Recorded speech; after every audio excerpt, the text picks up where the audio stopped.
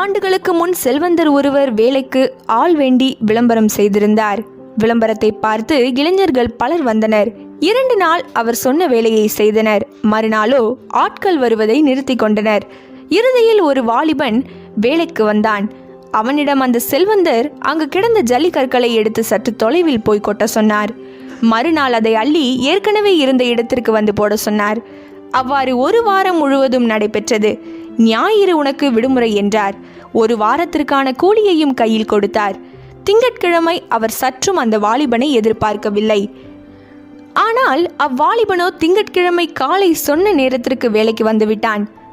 ஏன், எதற்கு என்று எந்த கேள்வியுமின்றி எஜமானின் கட்டளைக்கு அப்படியே உண்மையாய் கீழ்ப்படிந்த வாலிபனுக்கு அவன் படிப்பிற்கும் திறமைக்கும் ஏற்ற உயர்ந்த வேலையை கொடுத்தார்.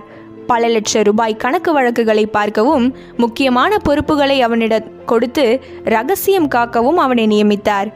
அவன் உயிருள்ள வரை அவருடைய குடும்பத்தாருக்கு மெய்காப்பாளனாக இருந்தான். ஒரு மனிதனுடைய வாழ்க்கையிலே அரைகுறையான கீழ்ப்படிதல் இருக்குமானால் அது ஆபத்தானது.